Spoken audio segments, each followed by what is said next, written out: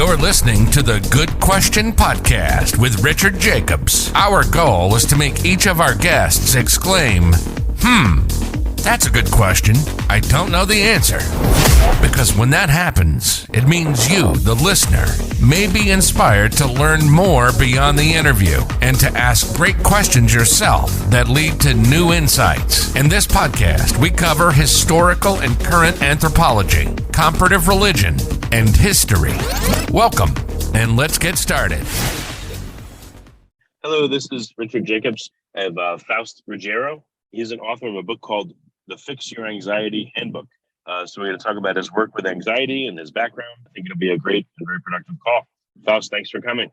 Richard, thanks so much for inviting me. If you would, tell me about your background. Unfortunately, I think with these kind of topics, people usually have personal experience with what they're writing about. But what's your background story? Well, I've been doing this for a little over 4 decades now, as far as the counseling is concerned. I was always that person that loved to hear people. I love to talk, hear their stories, help them if I could. That goes way back to the kid. So it was natural for me just to go into the profession. Studied psychology, was real smart enough to put together a program that was diversified when I was a grad student. So it led me into what I'm doing now. And my way to do this was to work in a few clinics and hospitals and a prison at one time and get as much background as I could. And then back about 35 years ago, I started counseling in private practice. So I've been doing that ever since. Wow, that's a long time. This is a very general question, but what have you noticed about the people that you counsel over the years and decades? Like, how have they changed and their anxieties and expectations changed? That's a good question. Over the last 30 years, the society we live in has accelerated itself at just a torrid pace. And, when I wrote the first book, and we looked at it as that was selling, and we said, well, the second we thought about doing a sequel to that, and then the pandemic hit, and we just looked at the anxiety level. So we turned what was one book into the Fix Your Self-Empowerment series. This is the second book, and the anxiety level based on not just the events and what's happening in the world, just how fast we're going, and people just can't keep up with it. Okay, so things have gotten a lot faster. There's a lot more going on. I know that people have gotten a lot more distracted, but what else have you noticed about people, and what kind of consequence, whether they see it or not, has it had on their mental health?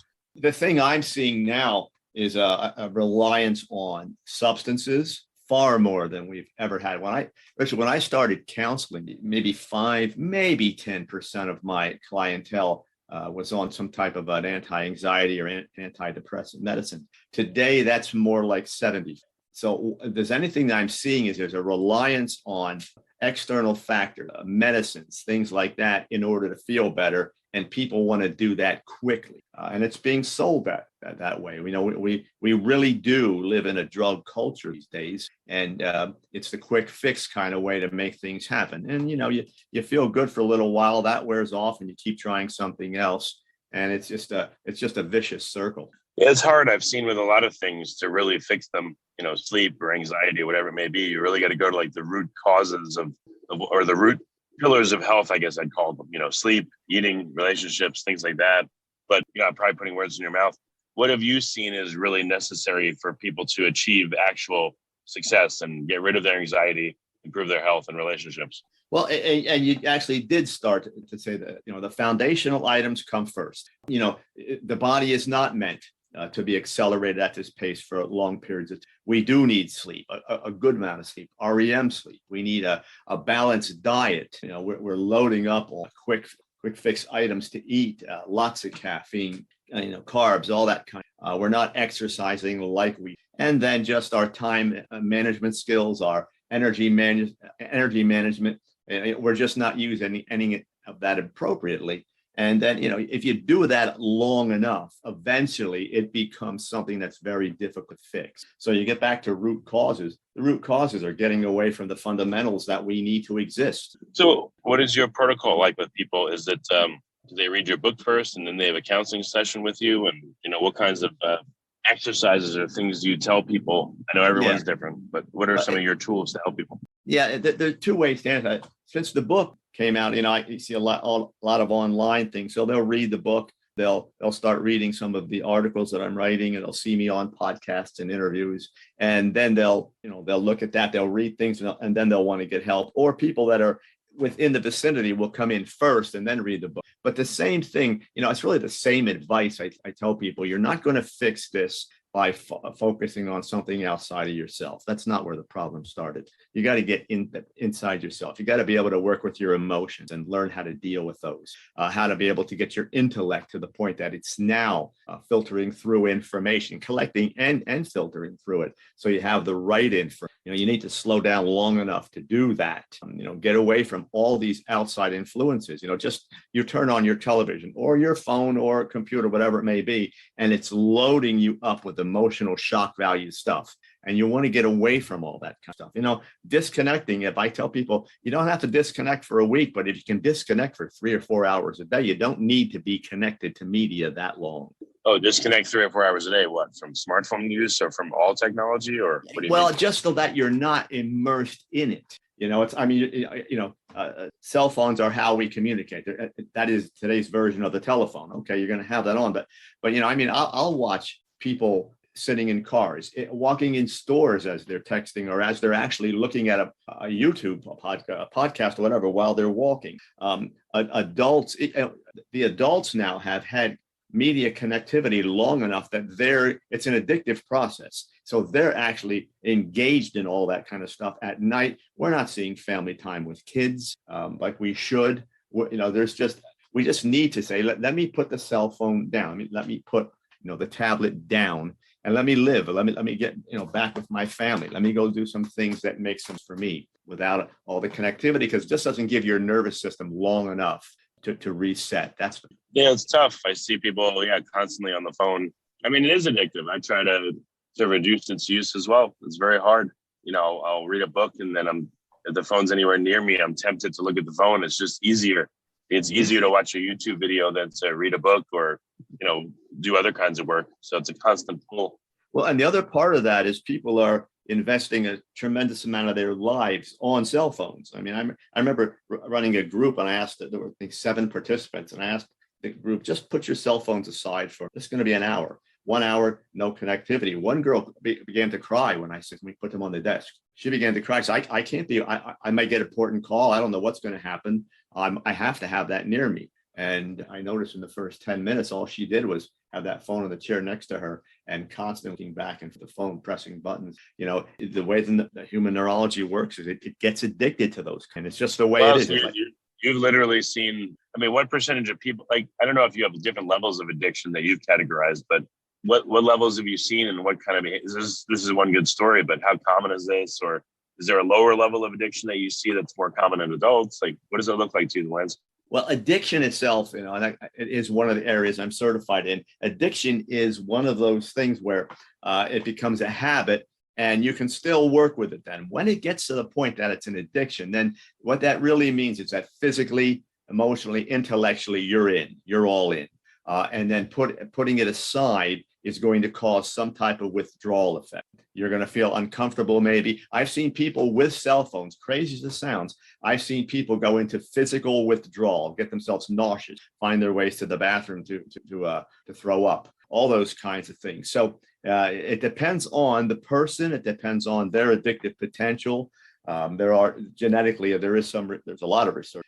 We're just at a point where it's one of those things where if you're going to get involved in that type of media on that level, there can be consequences. It's like anything else, moderate it if you can. And if you try that and you can't, that's a good indicator to you that something's wrong. That's crazy that people are having physical withdrawal. Well, it's an addiction. Any addiction is going to bring along some type of physical discomfort. And the proof of that is, take what you think you might be addicted to, cell phone, whatever it may be, and don't use it. Put it away for a day and see how well you do. And for some people, they're going to get, what you'll get at the very least is you'll get anxious. You'll feel as though you want to do something and you can't, and that's going to bother you. If it's not a problem, you should put it aside and say, well, no issues. I won't do anything unless it rings, not a text. If it rings and I'll look at it, it's the kids, or it's, the friend that I have to, or it's business or whatever it may be, then I answer it. Other than that, if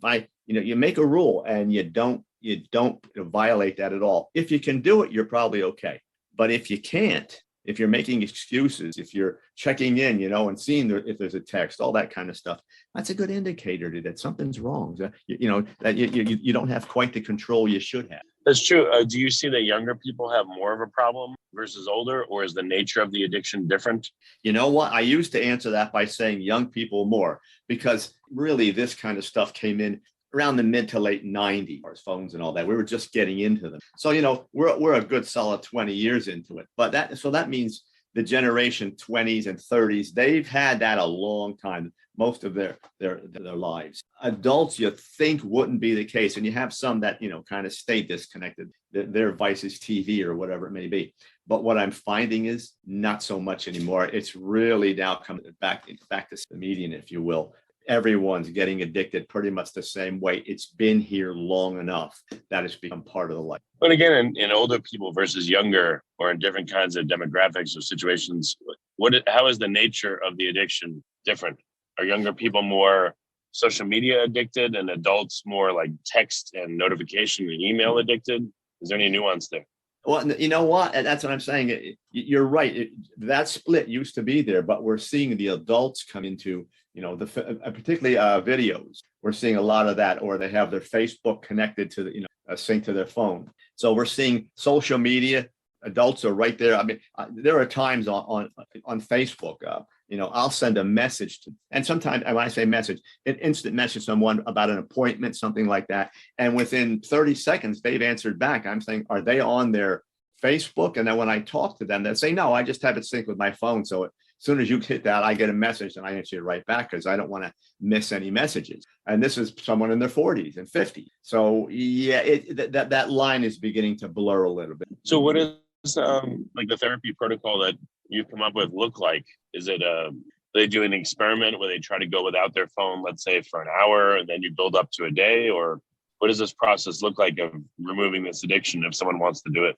Well, the thing is, it's interesting. Unlike other addictions, it's not yet viewed as such. It's viewed as a habit. It's viewed as a necessity. So when you bring it up as an addiction, I've had, I think over the last 20 years, 2 people that came in and said, yeah, I got a real problem with my cell phone. People will come in and say, yeah, I know I'm doing this too much, but they don't see it as an addiction. And if they start to think about it, they are not willing to deal with it. It's a must in their minds. I wonder if anyone has like no cell phone meetups or no cell phone parties or events or things like that. I mean, at dinner, I'll do that with my family, no phones at the table. But I wonder if any businesses do that, or commercial outfits, or just people do that with their friends. I've seen it done. I've even seen from time to time people will do it. Let's have a party and no cell phones, and they may do that for a couple hours, but it's novel. It's not something like they do all the time. I have heard that there are meetings like, and I don't know the names of, so I'm going to say Cell Phones Anonymous, if you will, that people will go and say they're addicted, and they'll go there and sit down with other people. I don't think, but I've never heard of them lasting long like other 12-step. The problem with a cell phone is unless you decide you're going to disconnect and never use a cell phone, have your analog phone or whatever it is that you have in your home, and that's all you're going to do. Unless you're willing to do that, cell phones are, it's in your hand, it's in your car. Bluetooth has synced in your car. You now get to be hands free. People have their phones in their ears, whatever it may be, the pods in their ears, and they are synced up to their phone. They have watches on that. I mean, it just continues to go. And the technology is getting obviously more sophisticated. So I don't see it falling off. I see it just becoming a part of the way we live, to the point that it's going to be inseparable from. What about extroverted versus introverted? Anyone characterize the difference in their cell phone use and how the addiction captures them, and if one has an easier time or not of breaking it? Again, the lines are becoming blurred. The old answer to that used to be that extroverts were far more involved in cell phones and those types of things because they need the outside stimulations. But what's happened is, and we really saw this in the pandemic, is that introverts and people who didn't use it much are relying on it much more because they don't have to go out and face other people. So it's the same type of thing, but a different being used differently for different crowds. Okay. So what are you trying to accomplish? Are you trying to make a protocol for people that, again, in particular are addicted, or is it more just anxiety in general focused, or like how does cell phone use fit into your world? Yeah, this I don't. I try not to get too involved in just unless someone comes in and says there's an addiction, or it's one of those things that's causing something. I had two people come in and had a married couple for marriage counseling, and they were telling me about a horrible argument that they had, and it went on for about 5 minutes, and then it became evident that something was missing here. I said, wait a minute, where were you when you had the argument? And I think it was the wife said, I was downstairs, he was upstairs. I said, you were screaming at each other? They said, no, we were texting. So in the same house, on the cell. And when you hear it, it sounds funny, but if you talk to people, just your normal friends, and say, do you have arguments with your friends or family members via text? You'd be surprised how many do. They're at work. Text is a bad medium for that because it's a horrible medium. You can't see the person. Right? Yeah. Huh. That's weird. It's happening a lot. See, again, once it begins to supplant the way we typically do things, which is face to face, then the texting's taking over. It used to be just person to person. Then telephones came in. Okay, we argued over the telephone. Then cell phones came in. We started using cell phones, but when texting took over, you don't have to even face the other person. You don't have to listen to them. You just wait for your phone to ding, and then you go back and you respond, hit send, and they do the same thing. And this goes on. I've had some of the things I do are employee assistance program. I've had employers come in and say, this person's been on the phone back and forth, and they say, what's the problem? I'm having trouble with my spouse or my significant other. So, and it's very important. And I said, well, what would you do if we never had cell phones, which is what we always did? And, but meanwhile, the argument ensues all day long to the work day. The work performance has gone down, and the individual is emotionally distraught at work, often by machinery. Weird. It'd be weird if let's say you and your partner, like you went to a dinner, or you guys went out to dinner and you agreed we're not going to talk at all during dinner. We're just going to text each other, but we're going to sit across from the table and look at each other, obviously, but we're only allowed to text each other. It'd be a fun, weird experiment. I've seen people do things like that. And I actually had someone, they did this all the time. So we brought something like that up. Okay, arrange some type of a date wherever you want to go and do nothing but text. And they both looked at me like I was crazy. We're going to be right across from each other, and we're going to text. I said, you were in the same house in different rooms and you were doing it. And, first they started to laugh like you are right now and said, oh, and wife looked at her husband and said, oh my God, we do this. This is the other part of it. When it becomes addictive, we don't question it anymore. It becomes a default way of living. So we don't question our use with cell phones. It's just part of the culture. Yeah, it's weird. My wife is more introverted than I am, and she'll tend to text more. And my default always is like, call the person, stop texting, just call them already. You'll get it done in 2 seconds. But I guess different personalities, they respond to this differently. I'll tell you, one of the things that works not only with cell phone, with any addiction, but cell phones a lot is to take it off autopilot. It's a term I use a lot. Stop just doing it. Think about it first before you send the text. Take a step back, don't send it, and say, do I want to do this? Put a little time between the actual behavior, that the willingness to text, and the thought of doing so. We go so fast, we say those things we don't want to say. It's out there in the public domain. Now we're stuck. And the other thing it does, you're talking about going so fast, it slows you down a little bit, gives your brain some control over it. You don't want the cell phone to be a control item in your life. You want to control it. It's a piece of machinery. You want to control it. So take a step back and say, do I want to do this right now? If you say yes, then ask yourself the question, how do I want to do it? Now you've put some more control on your end of things. So to answer your question, what do I do with people? That's one of the things I do. Let's just go slow. Don't just pick up your cell phone and start to hit buttons or dictate or whatever you do. And take a step back and say, do I want to do this? If yes, how am I going to do it? And when? Make your mind the controlling enterprise. Yeah, I've heard that. I don't know if they're available. They probably are, but I've heard that there's apps that, if you can send the message, maybe it scans it for mean words and it says, are you sure you want to send this message? And sometimes that alone can help reduce the number of angry texts that people would send. Maybe there's another form. And Ken, I like the fact that there's something out there to help control this. The only problem is when we do that, we're using the very device that we're abusing in order to help us control it. Again, then the locus of control is outside of ourselves. It should be inside. It should be our mind doing that. And we have the ability. When I deal with that, you asked before, do I have them just take an hour off or a day? I try to get them to do this. The phone is going to be there, and they can come in and tell me the next week, oh yeah, I took the whole day off, and I'm probably not going to. What I do is say, just slow it down. Use your phone, but let's use it differently. Have a rule that says I don't just get on and go. My phone rings. I'll be honest. I have people in my address book. And if I look at it and I know the number, I answer. If I don't know it, I don't. If it's a text, I already have it built in that I can slow down. I don't have to answer right away. And I watch people do this. The phone rings, or a little ding, the text is there. They look at it and their fingers start to go. And I say, man, that's fast. I like the idea that I have time. I don't have to. I can look at that and it's my default. I'll look at that, give it some time and say, do I want to answer this? What do I want to say? How do I want to say it? When do I want to respond? I'm the controller, not that phone. Yeah, I've noticed, if I'm somewhere and I do have my phone out, it makes a difference if it's out, if it's in my pocket. It makes a difference if it's face up versus face down.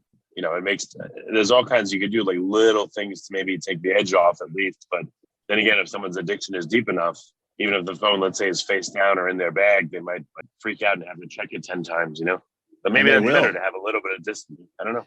And well, anything is good. You'll notice that people don't have when phones came out, there were cases with them. And I mean, not virtual cases, physical cases. You had to open up, take the phone out, and then do something. Had it strapped on your hip or what. Now the phone has a little protective case, screen protector, whatever it may be, and the phone goes in your pocket. So when it dings, you feel it.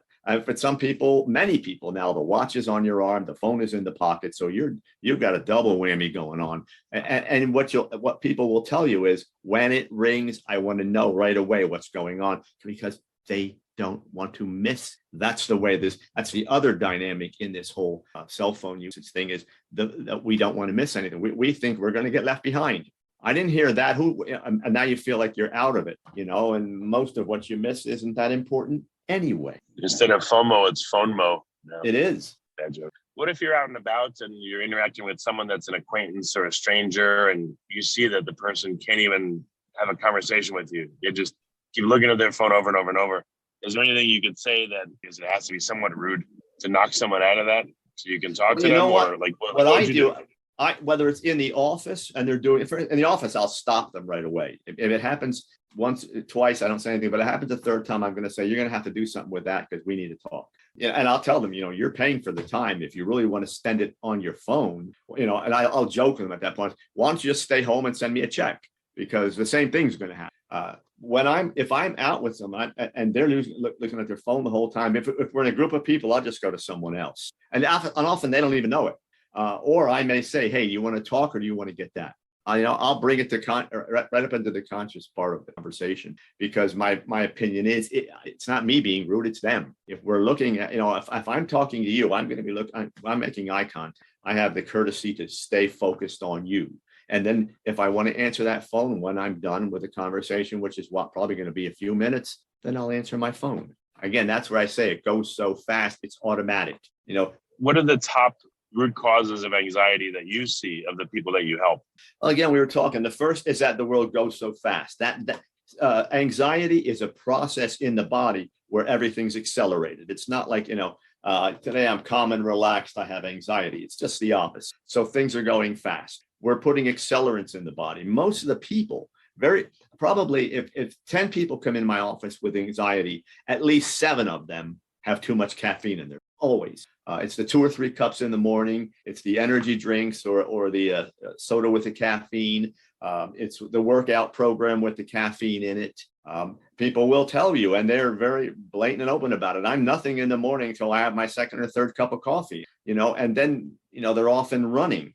But the key is that's what their bodies have adjusted to, so they don't even realize that's a part of the problem. Unresolved issues are another one. Environmental things, family concerns, relationships, they create anxiety. Some people are just more prone genetically, or more prone to anxiety. They're going to have anxiety regardless. But I always talk about not feeding the beast. Not doing things that are going to feed your anxiety, and that's what people aren't very good at. The diet, the not sleeping, the going too fast, the emoting before you get the facts. So you're always emoting, all those kinds of things. I take people down on those. First thing I do, I don't put new programs in. I look at them individually and say, let's look at your life and take away what is causing you problems. And everybody has them, some to, the greater degrees. Let's, it's the old story. You want your garage to look good, you got to clean it all out first. Then you can put all the things you like in it. But you got to get all the junk out of your life. The way we're living life is just toxic and dysfunctional. That's just the way it is. Yeah, that's true. So do you have a set protocol for people, or is it each situation is different? Like, how do you work with people? Each situation is different. Of course, there are fundamentals that we do, and that's just what I've been talking about. I've never heard anyone comes in the office and we don't have to slow things down a little. The other thing I want to do is that autopilot thinking. I want to get everything conscious, so they're thinking about it. The term that the coaches, so to speak, like to use today is the mindful. It's just getting your conscious mind, that frontal cortex of your brain, to work.